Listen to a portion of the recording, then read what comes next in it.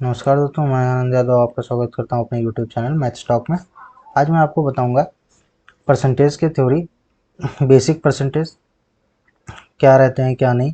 कभी कभार ऐसा होता है कि इन वर्ड्स की वजह से, जैसे ये परसेंटेज क्या होता है, दशमलव क्या होता है, रेशियो क्या है, कॉन्सेप्ट एंड बाई टू, इसमें तो काफ़ी बच्चे गलती कर देते हैं कि बाई और टू को पढ़ते समय वो काफ़ी गलतियां करते हैं कि इसको हमें क्या करना है। जब बाई से अगर कोई चीज़ डिक्रीज होती है या घटती है तो क्या होता है कि वो वैल्यू की 40%, ये जैसे लिखा हुआ है कि 40% the income is reduced by 40% of its mean. तो इसका मतलब क्या है कि जो इनकम है वो 40% से घट गई, मतलब 40% घटी है, मतलब कि वो 60% रह गई। ठीक। और ऐसे ही 240% मतलब 40% तक घट गए, मतलब जो रियल इनकम थी उसकी 40% ही रह गई। ऐसे कन्वर्जन्स बताएंगे हम तो आपको कि भिन्न को प्रतिशत में। काफ़ी बच्चे ऐसे रहते हैं जिनको बेसिक ये पता ही नहीं चलता, और चैप्टर वो पढ़ तो लेते हैं, समझ भी लेते हैं, लेकिन कभी कभार जब ये दिक्कत आती है भिन्न से प्रतिशत बदलना, तो वो दिक्कत इसमें फेस करते हैं। ठीक है, प्रतिशत से भिन्न में बदलना, इन्हीं दो की ज़्यादा यूज पड़ती है। दूसरा ये आ गया कि प्रतिशत से अनुपात में बदलना, अनुपात से प्रतिशत में बदलना, प्रतिशत को दशमलव में बदलना, दशमलव से प्रतिशत में बदलना। कॉन्सेप्ट ऑफ प्रोडक्ट कॉन्स्टेंसी, इसमें क्या रहता है कि प्रोडक्ट जो होता है, जो भी हमारा वस्तु होती है वो कांस्टेंट रहती है, और उसी पे हमारा कुछ परसेंटेज कंडीशंस दी होती हैं, जो डिक्रीज इंक्रीज होती है वो प्रॉब्लम्स हमारी इसमें आएंगी। ठीक है, उनको हम देखते हैं कैसे टैकल करेंगे एग्जाम में। Condition of successive increase and successive decrease, इसमें क्या रहता है, सक्सेसिव इंक्रीज मतलब क्रमागत बढ़ोतरी होती है और क्रमागत घटाव होता है। ऐसे केसेस में क्या होता है कि सक्सेसिव इंक्रीज क्या होता है, बेसिकली सीआई होता है, चक्रवृद्धि ब्याज। ठीक है, ये सब इसमें बताएंगे आपको। पॉपुलेशन रिलेटेड क्वेश्चंस रहेंगे उसमें कि कुछ पॉपुलेशन थी इतने ईयर तक रेगुलर बढ़ रही है, इस परसेंट से बढ़ रही है तो क्या होगी जाके, या कितने परसेंट उसमें वृद्धि हुई है।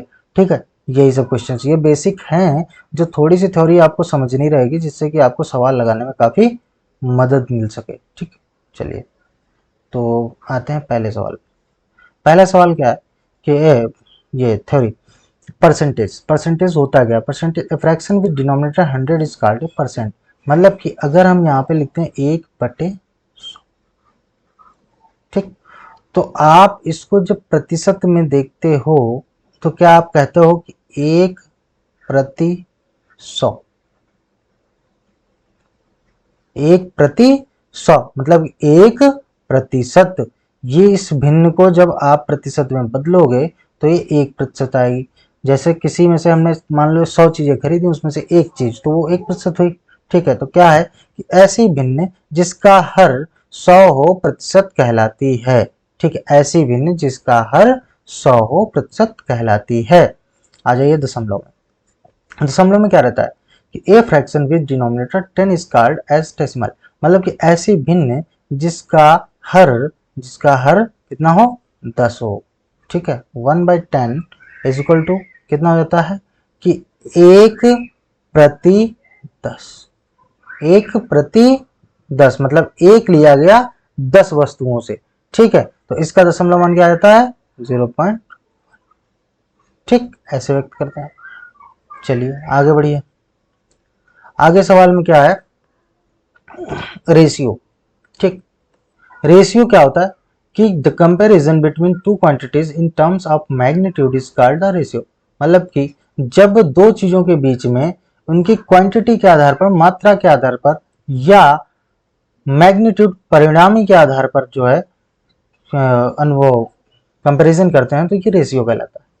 ठीक है, इससे हमें क्या पता चलता है, it tells us that one quantity is how many times the other quantity. इससे हमें पता चलता है कि जो पहली चीज है वो दूसरी चीज से कितने गुना है। मान लिया हमने कहा कि एक आदमी ए है और दूसरा आदमी बी है। ठीक, इसकी उम्र 15 साल है और इसकी उम्र 20 साल। ठीक, तो अब हम कह रहे हैं कि ये ए जो है बी की तुलना में कितने गुना है। तो हम कैसे करेंगे, 15/20।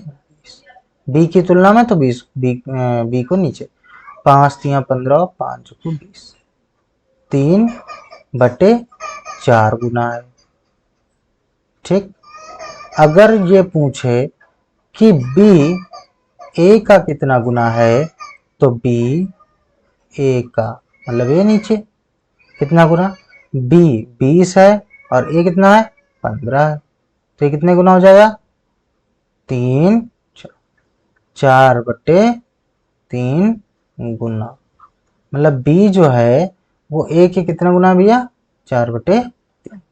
ठीक है, अब आ जाते हैं हम अपने कॉन्सेप्ट में, किसमें, बाई एंड टू। बाई का मतलब क्या होता है, देखो समझ लो इस चीज को ध्यान से, वरना जो है कभी कभार ये दिक्कत करता है काफी ज्यादा। इसमें क्या रहता है, बाई, बाई मतलब से, और टू मतलब तक। से मतलब कि जैसे इसमें सवाल में दिया हुआ है कि there is a clear difference between by and two, the income is reduced by 40%। इसका मतलब ये हुआ कि जो इनकम है वो 40% से घट गई। 40% से घटने का मतलब है कि अगर वैल्यू पहले 100 थी, ठीक है, तो 40% से घटी, मतलब इसमें 40% कम हो गया, अब वैल्यू बचेगी 60, मतलब कि 60%, पहले की 60%।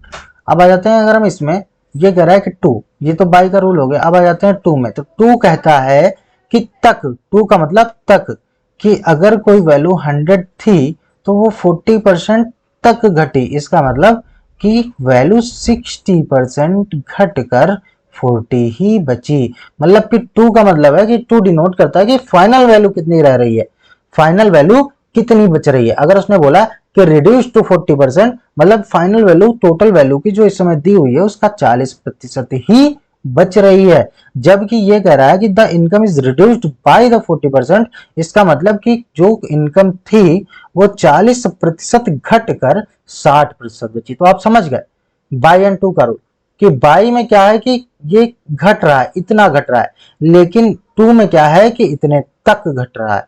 ठीक है, यहां पे केवल वैल्यू 40% बचेगी और यहां पे वैल्यू घटकर 60% बचेगी।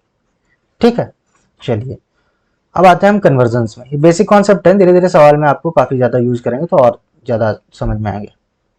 Conversion of fraction into percentage, भिन्न को प्रतिशत में बदलना। भिन्न को प्रतिशत में बदलने के लिए हम क्या कहते हैं, वो देखो कक्षा 1 2 3 4 में सिखाया भी जाता है, कि 3 4 में सिखाया जाता है, ठीक है, कि प्रतिशत, मान लो ये लिखा हुआ है कि भिन्न को, मान लिया हम अब क्या करेंगे, जो भी कन्वर्जन करेंगे वो 1/2 एंड 50% को लेके चलेंगे, क्योंकि ये इजी पड़ती है तो आपको समझने में काफी इजी रहेगा। ठीक है, फ्रैक्शन आप कोई भी ले सकते हैं, भिन्न आप कोई भी ले सकते हैं, लेकिन हम इसका यूज करके ही एग्जाम्पल लेंगे ताकि आपको समझने में आसानी रहे। लेकिन हम 1/4 भी सकते हैं 25%, ठीक है, लेकिन हमें समझना वैसा है कि जिससे कि इजी हमें लगे। ठीक, तो भिन्न को प्रतिशत में बदलने के लिए हम क्या करते हैं, भिन्न को भिन्न में 100 से गुणा करते हैं तथा प्रतिशत के चिन्ह को लगाते हैं। ठीक, तो मान लिया कि 1/2 भिन्न दी हुई है, अब इसको हमें प्रतिशत में बदलना है, तो क्या करते हैं कि यहाँ पे गुणे में 100 लगाते हैं और प्रतिशत साइन को लगा देते हैं। इसको आप सिंप्लीफाई करोगे, 2 5 10 0, 50% आपका आंसर आ जाएगा। ठीक है, अब बढ़ते हैं आगे। आगे क्या है सवाल, आगे ये है कि कह रहे हैं कि conversion of percentage into fraction, मतलब प्रतिशत को भिन्न में बदलना। प्रतिशत को भिन्न में बदलने के लिए हम क्या करते हैं कि जो भी परसेंटेज, मान ली 50% ही लेके हम चल रहे हैं, 50% है और इसको हमें भिन्न में बदलना है, तो सबसे पहले तो हम प्रतिशत साइन को हटाएंगे।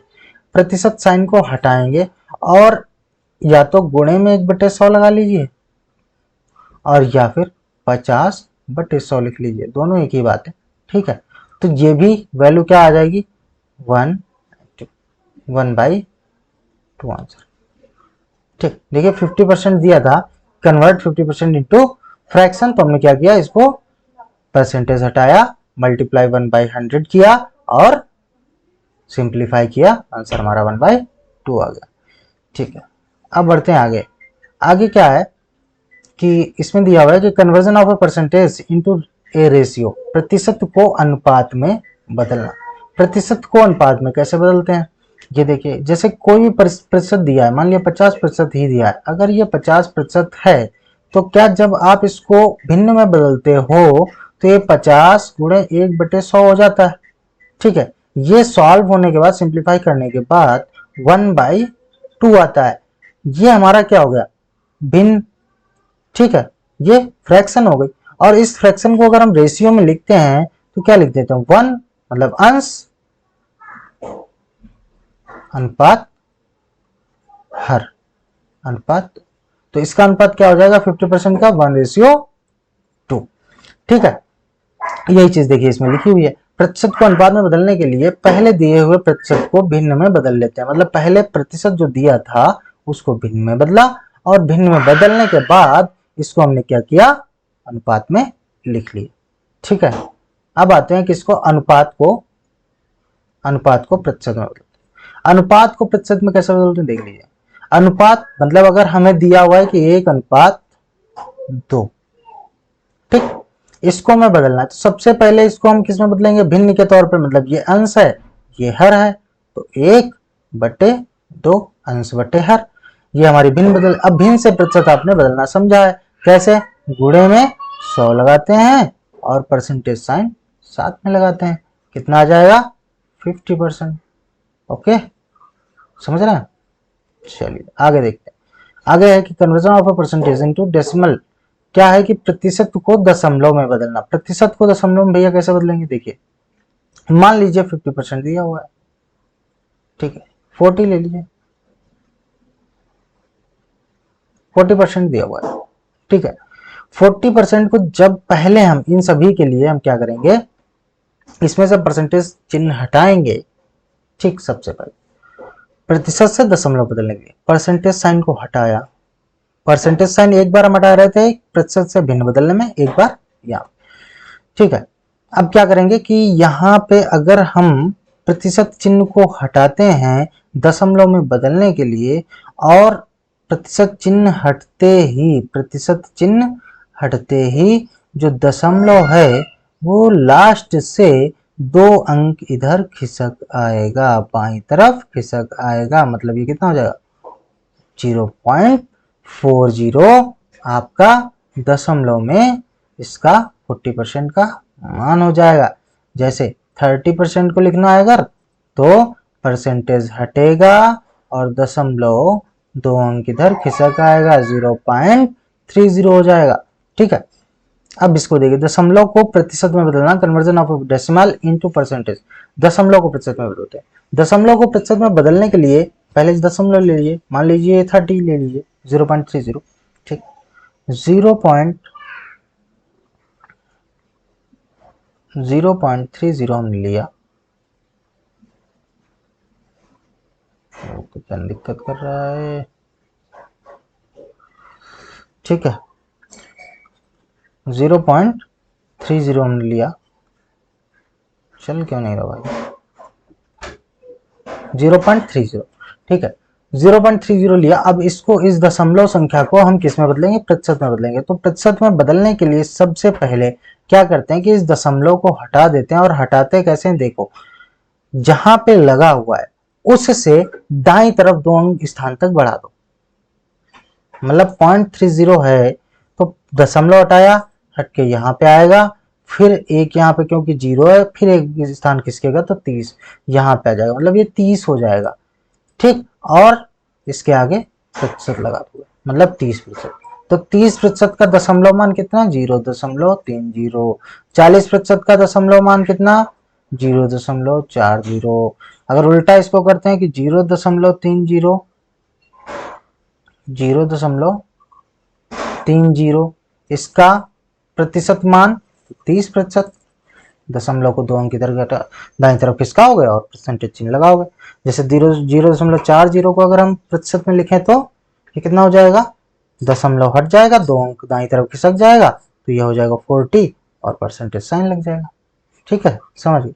जैसे मान लो 0.90 है, तो इसका मतलब क्या हुआ कि अगर इसको परसेंटेज में लिखते हो तो डेसिमल दाईं तरफ 2 अंक खिसकेगा, मतलब 90 हो जाएगा, और प्रतिशत साइन लग जाएगा, 90% हो जाएगा। ओके, आशा करता हूं आप लोग समझ गए होंगे। आगे बढ़ते हैं। Concept of product constituency. इसमें क्या रहता है कि ये काफी दिक्कत करते हैं सवाल परसेंटेज में। जब भी ऐसा दिया होता है कि किसी कोई चीज घटती या बढ़ती है और उसमें घटने या बढ़ने से कोई फर्क नहीं पड़ता, कोई चीज 10% से बढ़ी या कोई चीज 10% से घटी, लेकिन प्रोडक्ट, जैसे आपने कहा कि एक ही इनकम 25% से बढ़ गई और एक ही इनकम 25% से बढ़ गई, लेकिन हम अगर उसको पुराने इनकम पे लाना चाहते हैं तो कितने प्रतिशत से घटाएं, मतलब उसकी जो इनकम हो उसको हम कांस्टेंट रखना चाहते हैं। तो ऐसे केसेस में क्या रहता है, देखिए पहला समझिए क्या है कि जब कोई मान p% से बढ़ता है, पुनः प्रारंभिक मान प्राप्त करने के लिए नए मान को p बटे 100 प्लस p इंटू 100% से घटाना पड़ेगा। मतलब कि मान लिया कि कोई चीज, किसी की सैलरी, मान लिया ए की सैलरी 10% से इंक्रीज होती है। अगर ए की सैलरी 10% से इंक्रीज होती है और हमने माना कि उसकी सैलरी 100 रुपए थी, और 10% से अगर ये इंक्रीज होती है तो क्या 110 हो जाएगी? ठीक, अब हमें इसको वापस 100 पे लाना है, वापस 100 पे लाना है। तो देखिए क्या हम करेंगे, इसमें से 10 घटाएंगे, है ना, 110 से 10 कम करेंगे तो वापस 100 पे आएंगे। तो 110 से 10 कम करोगे वापस 100 पे आओगे, मतलब हम 10 कम करेंगे कितने पे? 110 पे। ये 110 क्या आपको दिख रहा है? 10 बटे 100 प्लस 10। मतलब कि देखिए ये वाला दिख रहा है कि P क्या थी? Rate of interest, P upon 100 plus P upon 100 plus P, समझ गए? और फिर इंटू 100%, क्योंकि ये भिन्न है और भिन्न को प्रतिशत में बदलने के लिए हम 100 गुणे प्रतिशत से मल्टीप्लाई कर देते। ठीक, तो इसमें क्या हो जाएगा? 10 अपॉन 110, ये 0 0 कैंसिल आउट हो जाएगा। 1/11, 1/11, थोड़ा सा हटाते हैं इसको,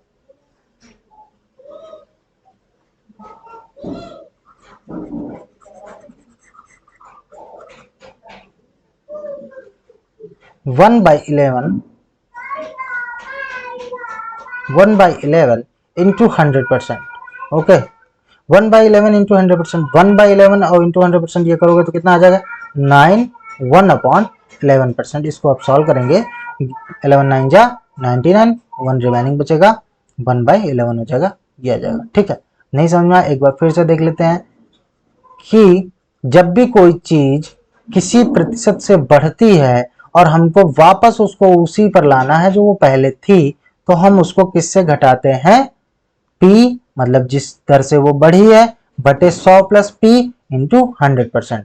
अगर कोई चीज 10% से बढ़ी तो उसको वापस उसी मूल्य पर लाने के लिए हम इसको 10 मतलब P बटे 100 प्लस P इंटू 100% से कम कर देंगे। तो ये आपका कितना हो जाएगा? 10 upon 110 into 100%। Okay, 0 0 cancel out, 1 upon 11 into 100%। इसको सॉल्व करेंगे तो 9, 1 अपॉन 11% आ जाएगा। ठीक है, शायद आप समझ गए होंगे। चलिए आगे बढ़ते हैं। दूसरी कंडीशन ये, इसी में ये दिया हुआ है कि अगर कोई फ्रैक्शनल वैल्यू बढ़ती है, जैसे इसने तो परसेंटेज में दे दिया, अगर यही वैल्यू फ्रैक्शन में बढ़ती है, जैसे हमने बोला कि कोई धन मान लिया 100 रुपए था और ये खुद का 2/5 गुना हो गया, 2/5 से बढ़ गया, मतलब ये हो गया आपका न्यूमरेटर मतलब अंश, और ये होगा डिनोमिनेटर मतलब हर। तो इसमें दिया हुआ है कि इसके लिए आप क्या करोगे, ये कितना हो जाएगी, इसमें कमी कितनी करनी पड़ेगी? n मतलब न्यूमरेटर अंश 2 बटे d मतलब डिनोमिनेटर 5 और प्लस 2। जो चीज हम यहाँ पे आके कन्वर्ट करके कर रहे हैं तो वही चीज यहाँ पे, तो कितना हो जाएगा? 2/7 की हमें इसमें कमी करनी पड़ेगी, जो ये एक बार बढ़ने के बाद आएगी। तो 2/7 की परसेंटेज वैल्यू कितनी होती है? 1/7 इंटू 2, और 2 ये 1/7 होता है 14, 1/7 होता है 14, 2/7 इंटू 2, ये हो जाएगा आपका 14 2 28, और ये हो जाएगा 4/7। ओके, चलिए अगला देखते हैं। अब इसमें दिया हुआ है कि जैसे एग्जाम्पल भी दिया हुआ है, अगर कोई मान 20% या 1/5 से बढ़ता है तो पुनः प्रारंभिक मान प्राप्त करने के लिए उसे 1/5 1 प्लस 1 बराबर 1/6 या 16 से 2/3% से घटाना पड़ेगा। मान लिया कोई चीज 100 रुपए थी, 20% से बढ़ी, या 1/5 से फ्रैक्शनल वैल्यू लो, 1/5 से बढ़ी मतलब वो जितनी थी उससे 1/5 से बढ़ी, तो ये कितनी हो जाएगी, कितनी कमी करनी पड़ेगी इसमें, वही वैल्यू वापस 100 लाने के लिए 1/5 प्लस 1 बराबर 1/6, और इसका प्रतिशत में मान होता है 16 से 2/3। ठीक है, आगे बढ़ते। अगला है कि जब कोई मान अभी तो बढ़ता था, अब है जब कोई मान घटता है, पी प्रतिशत से अगर घट रहा है तो प्रारंभिक मान, पहले वाला मान प्राप्त करने के लिए हमें क्या करना पड़ेगा कि उसमें p upon 100 minus P into 100% से उसे घटाना पड़ेगा। जैसे मान लिया कि कोई चीज 100 रुपए की है और इसको हमने 30% से घटाया। ठीक, 30% से अगर हम घटाते हैं तो ये घटकर कितनी हो जाएगी, 70। अब हमें इसको वापस 70 से 100 पे ले जाना है, वापस 70 से 100 पे ले जाना है, तो कितना करोगे, प्लस 30 करोगे ना। प्लस 30 किस में करोगे, 70 में, तो हो जाएगा 30/70 और गुणे, क्योंकि ये भिन्न है तो प्रतिशत में बदलोगे तो प्रतिशत में 100% लग जाएगा, 0 0 कैंसिल आउट, 3/7 गुणे 100%, 3/7 गुणे 100% कितना हो जाता है आपका, 1/7 गुणे 3 गुणे 100%। ठीक है, और 1/7 इस प्रतिशत के साथ मिलके कितनी वैल्यू देता है, 14 सही 2/7, कितनी देता है, 14 सही 2/7%। और इसकी जब 3 से मल्टीप्लाई होगी तो कितना हो जाएगा, ये हो जाएगा 42.6/7। ओके, तो कितने प्रतिशत से, अगर किसी चीज को हम 30% से घटाते हैं तो कितने प्रतिशत से बढ़ाएं ताकि वो प्रारंभिक मूल्य पे आ जाए, 42.6/7%। थोड़ी थोड़ी प्रैक्टिस करोगे आ जाएंगी चीजें। ठीक है, इसका अगर फ्रैक्शनल वैल्यू होता है, फ्रैक्शनल में घटा होता है, भिन्न से घटा होता है, मतलब कि अगर कोई चीज मान लीजिए जैसे दिया 20% मान है, ठीक है, अगर कोई चीज 100 रुपए थी और वो 1/5 से घट गई, ठीक, तो इसमें हमें कितनी बढ़ा वृद्धि करनी होगी, कितने प्रतिशत से, ताकि वो वापस 100 पे आ जाए। अब एक चीज बताइए, अगर 1/5 से घटी है तो कितने से बढ़ाएंगे, देखिए 1/5 माइनस जिससे वो घटी है 1, न्यूमरेटर बराबर कितना हो जाएगा, 1/4, 1/4 को प्रतिशत में बदलते हो तो 25। ठीक, अगर हम इसको उसी प्रतिशत से करते तो कैसे करते हैं, 1/5 से घटी, 1/5 से घटी है तो बढ़ाने के लिए हम क्या करेंगे, कोई चीज अगर 100 रुपए थी और 1/5 से घट के, क्योंकि 1/5वां भाग इसका 20 होगा, 20 से वो घटती है तो कितना हो जाएगा, 80। अब वापस हमें जाने के लिए 100 पे हमें 20 इसमें बढ़ाना पड़ेगा, किसमें, 80 में, तो 20 बढ़ाना पड़ेगा 80 में, 0 0 कैंसिल आउट, 1/4 बचेगा, इंटू 100% करोगे और ये हमारा 25%। ओके, चलिए अगला, अगर कोई मान x पहले p% से बढ़कर y हो जाता है और फिर वापस y q% से घटकर x हो जाता है तो p हमेशा q से बड़ा होगा। कह रहा है कि अगर कोई मान पहले बढ़ता है और फिर घटता है, ठीक है, पहले बढ़ा x, मान लिया कोई चीज x को हम मान लेते हैं 100, ठीक, और ये p% हम मान लेते हैं 10%, ठीक, तो मतलब कि ये पहले बढ़ा p% से, ठीक है, तो x p% से बढ़ के 10% से बढ़ के कितना हो गया,